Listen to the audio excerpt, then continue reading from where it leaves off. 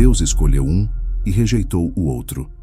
Ainda no ventre, antes de qualquer atitude, palavra ou ação, antes que suas mãos pudessem fazer o bem ou o mal, o Senhor pronunciou seu veredito eterno: o mais velho servirá ao mais novo. Por quê? Essa é a pergunta que assombra a alma humana. Por que Jacó e não Esaú? Por que o mais novo? O improvável, o falho, o enganador, e não o forte, o primeiro, o legítimo aos olhos da cultura. Neste capítulo, não estamos diante de uma simples escolha familiar, mas da revelação profunda e desconcertante da vontade de um Deus que não consulta o homem, que não se curva às tradições e que age segundo o conselho da sua própria vontade. Um Deus que chama e o chamado se cumpre. Um Deus que ama e o amor transforma. Um Deus que decide e ninguém pode revogar. Gênesis 25 nos coloca diante da doutrina mais humilhante para o orgulho humano e, ao mesmo tempo, a mais confortadora para o coração cansado: a eleição soberana de Deus. Ele passa por Esaú e abraça Jacó. E, a partir disso, a história da redenção segue seu curso, não sobre os trilhos do mérito, mas sobre os trilhos da graça. E nesse vídeo, o que veremos aqui vai muito além de uma rivalidade entre irmãos. É o prenúncio da cruz, é o eco do chamado eterno, é a prova de que Deus escolhe, salva e guarda os seus. Não porque merecemos, mas porque Ele decidiu amar. Gênesis capítulo 25. Abraão tomou outra esposa, chamada Quetura. Ela lhe deu os seguintes filhos: Zinrã, Jocsã, Medã, Midian, Isbaque e Suá. Jocsã foi pai de Seba e Dedã. Os filhos de Dedã foram os Assuritas, os Letritas e os Leumitas. Os filhos de Midian foram Efá, Éfer, Enoque, Abida e Eldaá. Todos esses foram descendentes de Quetura. Abraão, porém, deu tudo o que possuía a Isaque, mas aos filhos das concubinas que teve, ele deu presentes e, ainda em vida, os enviou para o Oriente, para longe de Isaque, seu filho. Abraão viveu 175 anos. Morreu em boa velhice, avançado em dias, e foi reunido ao seu povo. Seus filhos, Isaque e Ismael, o sepultaram na caverna de Macpela, no campo de Efron, filho de Zoar, o Eteu, que fica diante de Manre. Esse é o mesmo campo que Abraão comprou dos filhos de Et. Ali foi sepultado Abraão junto com Sara, sua esposa. Depois da morte de Abraão, Deus abençoou Isaque, seu filho. E Isaque habitava perto de Beer-lai-roi. Estes são os descendentes de Ismael, filho de Abraão com Agar, a egípcia, serva de Sara. Estes são os nomes dos filhos de Ismael, por ordem de nascimento: Nebaiote, o primogênito. Depois, Quedar, Adbeel, Mibsão, Misma, Dumá, Massá, Hadade, Temá, Getur, Nafis e Quedemá. Esses foram os filhos de Ismael, e esses foram os seus nomes conforme suas aldeias e seus acampamentos. Foram 12 príncipes, cada um à frente de sua tribo. Ismael viveu 137 anos, morreu e foi reunido ao seu povo. Seus descendentes habitaram desde Avilá até Sur, que fica próximo ao Egito, indo em direção à Assíria, e viveram em hostilidade contra todos os seus parentes. Esta é a história da descendência de Isaque, filho de Abraão. Abraão gerou Isaque. Isaque tinha 40 anos quando tomou Rebeca por esposa, filha de Betuel, o arameu de Padã-Arã, e irmã de Labão, o arameu. Isaque orou ao Senhor em favor de sua esposa, porque ela era estéril. O Senhor ouviu sua oração, e Rebeca, sua esposa, engravidou. Os filhos lutavam dentro dela e ela disse: "Se é assim, por que estou assim?" Então foi consultar o Senhor, e o Senhor lhe disse: "2 nações estão em seu ventre. 2 povos se separarão do seu interior. Um povo será mais forte do que o outro, e o mais velho servirá ao mais novo." Quando chegou o tempo de dar à luz, havia gêmeos no ventre. O primeiro que saiu era ruivo, todo coberto de pelos como um manto, e lhe deram o nome de Esaú. Depois saiu seu irmão, com a mão agarrada ao calcanhar de Esaú. e lhe deram o nome de Jacó. Isaque tinha 60 anos quando Rebeca deu à luz. Os meninos cresceram. Esaú se tornou um caçador habilidoso, homem do campo, mas Jacó era tranquilo e permanecia nas tendas. Isaque amava Esaú porque comia da caça dele, mas Rebeca amava Jacó. Um dia, quando Jacó havia preparado um ensopado, Esaú chegou do campo exausto e disse: "Deixe-me comer um pouco desse ensopado vermelho, porque estou cansado." Por isso também foi chamado Edom. Jacó respondeu: "Primeiro me venda o seu direito de primogenitura." Esaú disse: "Estou morrendo de fome. De que me vale esse direito de primogenitura?" Jacó insistiu: "Jure primeiro." E Esaú jurou, vendendo a Jacó o seu direito de primogênito. Então Jacó deu a Esaú pão e o ensopado de lentilhas. Ele comeu, bebeu, levantou-se e foi embora. Assim, Esaú desprezou o seu direito de primogênito. Agora vamos entender o significado deste capítulo da Bíblia. Gênesis 25 é um capítulo de transição, mas profundamente significativo dentro da narrativa das Escrituras. Ele marca o encerramento da jornada de Abraão, o patriarca da fé, e inicia o foco na linhagem por meio da qual a promessa de Deus continuará se desenrolando. Aqui Deus começa a deixar claro, de forma cada vez mais precisa, que sua aliança não depende da força humana, mas de sua soberania, graça e propósito eterno. O capítulo começa mostrando que, mesmo depois da morte de Sara, Abraão ainda teve filhos com Quetura. Esses descendentes, embora também viessem de Abraão, não são os herdeiros da promessa. Eles são enviados para longe de Isaque, pois este é o filho da aliança. A decisão de Abraão de dar todos os seus bens a Isaque e enviar os outros filhos para longe demonstra que ele entendia claramente qual era o plano de Deus. A promessa da aliança seria transmitida exclusivamente por meio de Isaque. O texto destaca que Abraão morreu em boa velhice, uma expressão bíblica que indica não apenas longevidade, mas plenitude de vida, fruto da fidelidade de Deus. Ele foi sepultado ao lado de Sara, no mesmo lugar que havia adquirido em fé, olhando para o cumprimento da promessa. Depois da morte de Abraão, Deus continua sua obra por meio de Isaque, agora claramente reconhecido como o herdeiro da bênção. Essa continuidade é essencial, pois mostra que a promessa não morre com os homens, mas é sustentada pelo próprio Deus. Mesmo após o patriarca partir, o Senhor permanece fiel. Em seguida, o texto apresenta a genealogia de Ismael, o filho de Abraão com Agar. É importante notar que, embora Ismael também tenha sido grandemente abençoado, com 12 filhos que se tornaram príncipes, a narrativa destaca que sua linhagem se desenvolve em paralelo, mas fora da linhagem da promessa. Os descendentes de Ismael vivem em conflito com os outros, algo que já havia sido anunciado quando o nascimento de Ismael foi predito. A presença dessa genealogia aqui também ressalta a distinção entre o caminho da carne e o caminho do espírito, entre o que é feito por intervenção humana e o que vem pela promessa divina. A partir do versículo 19, o foco retorna à linha principal da promessa, a descendência de Isaque. Rebeca, como Sara, também é estéril. Essa repetição do padrão enfatiza que a vida que perpetua a aliança não nasce do poder humano, mas da intervenção graciosa de Deus. Isaque ora ao Senhor por sua esposa e o Senhor responde, mostrando que a continuidade da promessa está nas mãos do próprio Deus. Essa oração e a resposta revelam a centralidade da dependência do homem diante de Deus e a realidade de que nada avança sem a vontade soberana do Senhor. O conflito dentro do ventre de Rebeca é emblemático. Deus revela que 2 povos nasceriam dela e que o mais velho serviria ao mais novo, contrariando as expectativas humanas.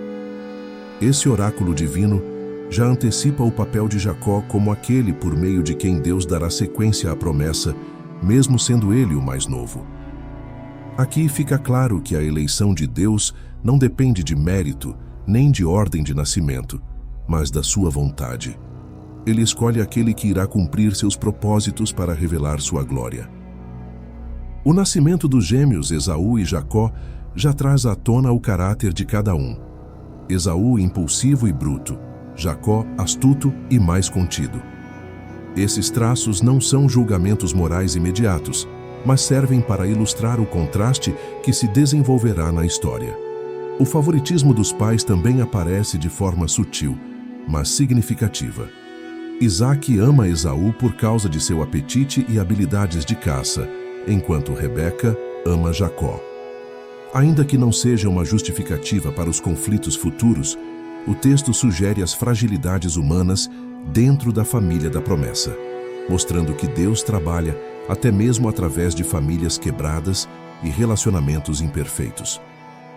A narrativa termina com um episódio simples, mas teologicamente carregado. Esaú, movido por sua fome momentânea, despreza seu direito de primogenitura e o vende por um prato de lentilhas.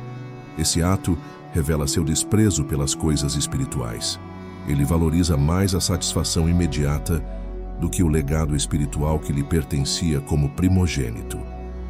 Jacó, por sua vez, embora use de astúcia, demonstra uma valorização da bênção. Ainda que seus métodos não sejam corretos, ele anseia por aquilo que Esaú despreza. O texto conclui com uma sentença marcante. Assim, Esaú desprezou o seu direito de primogenitura. A linguagem é clara e direta. Ele não apenas vendeu algo precioso, ele o desprezou. Gênesis 25, portanto, nos mostra que a história da redenção não é construída sobre os méritos humanos, mas sobre a soberania e a fidelidade de Deus. Ele escolhe, abençoa e conduz a história para cumprir seu plano, mesmo em meio à fragilidade humana. O plano de Deus não está preso às expectativas culturais, nem à lógica do mundo, mas segue o caminho da graça, e esse caminho é conduzido pela sua mão poderosa, preparando o cenário para aquele que, no tempo certo, viria da descendência de Jacó, o Salvador prometido.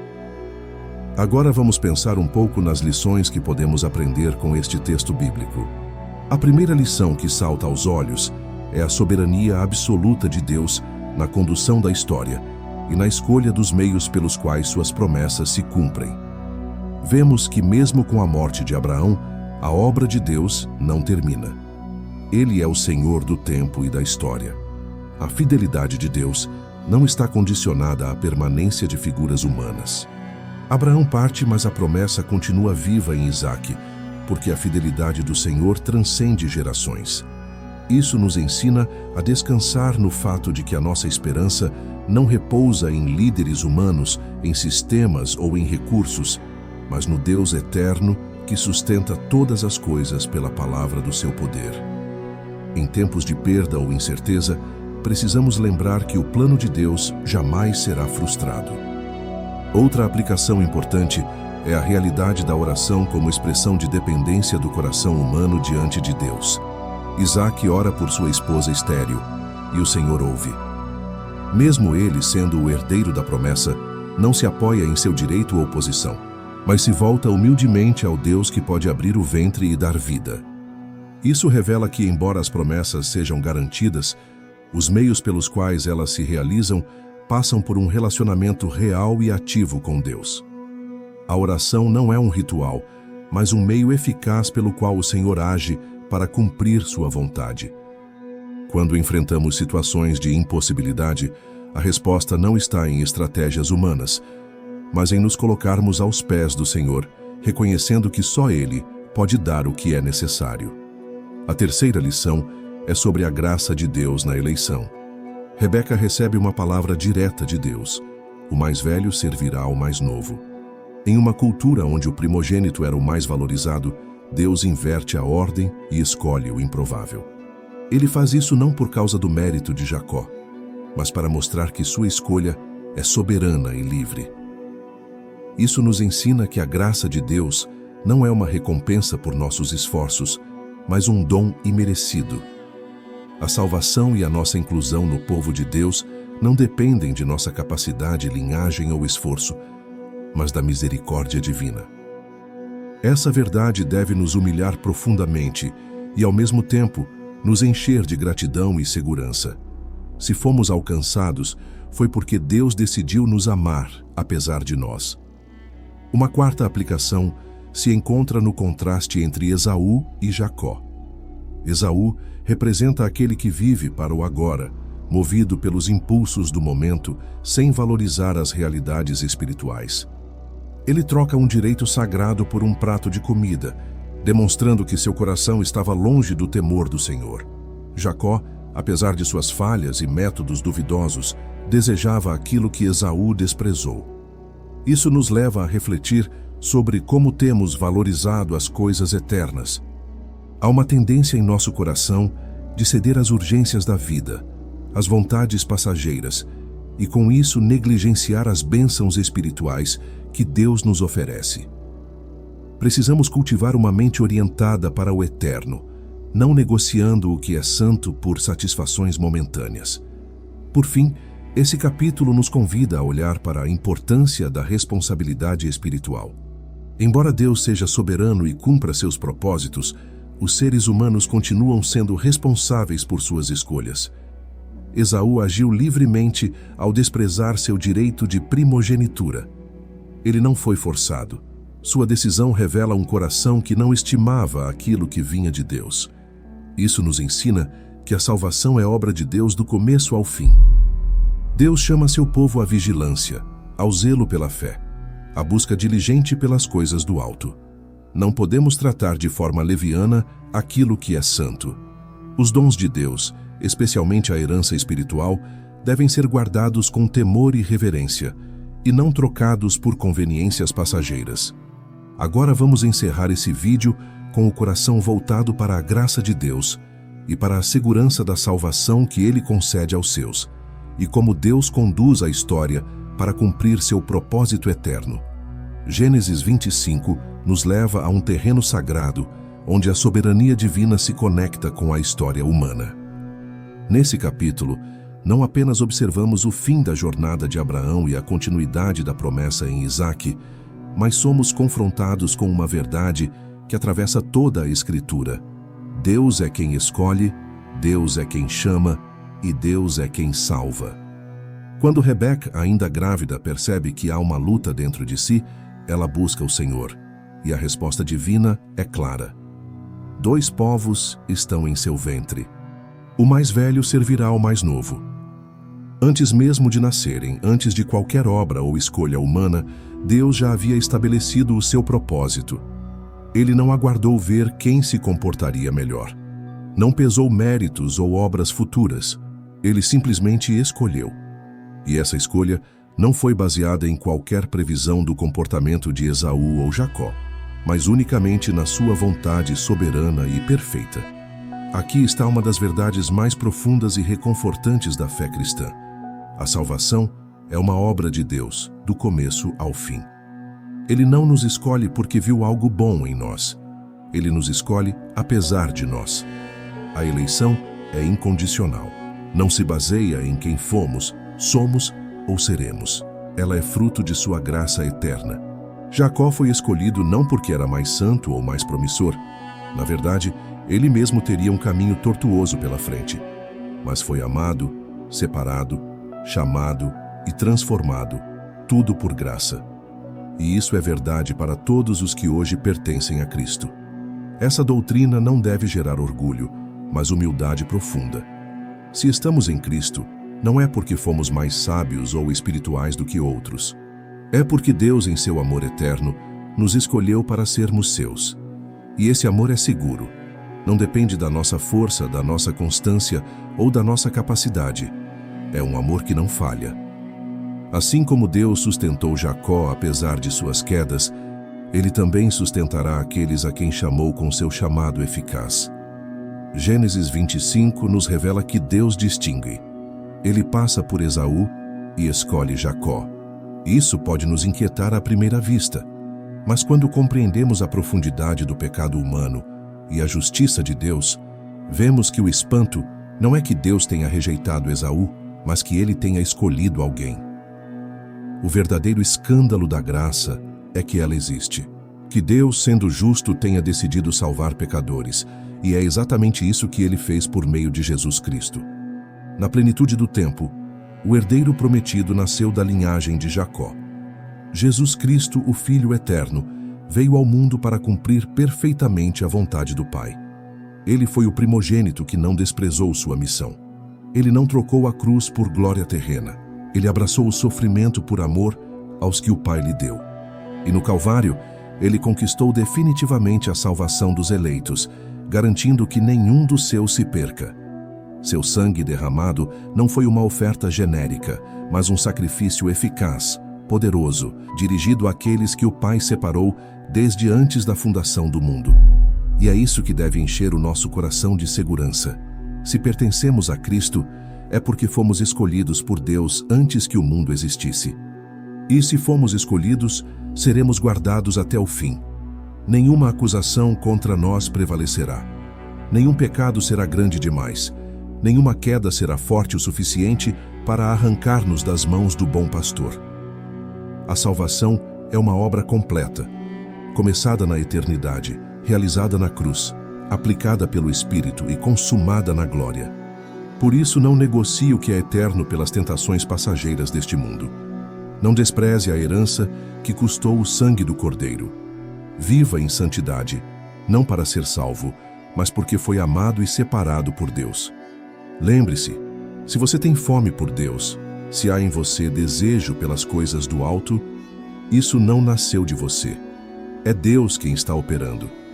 E se Ele começou essa boa obra, Ele a completará. Você foi escolhido, amado, resgatado. Você não é fruto do acaso. Você foi buscado por Deus com amor eterno. Viva com temor, com alegria, com fé, sabendo que a eleição não é motivo para a arrogância, mas um chamado à adoração e à entrega. Que seu coração descanse na segurança de que aquele que o chamou é fiel para completar a obra. Que você se renda cada vez mais ao amor de Cristo, o Salvador perfeito. Que a herança que Ele conquistou para você na cruz seja o seu maior tesouro. Viva para Ele, por Ele e com Ele, para sempre. Se você gostou desse vídeo, não se esqueça de deixar seu like, pois isso nos ajuda a proclamar e levar o Evangelho a mais pessoas. E se ainda não é inscrito, convido você a se inscrever no canal e ativar o sininho de notificações para não perder os próximos conteúdos. Que Deus abençoe grandemente a sua vida.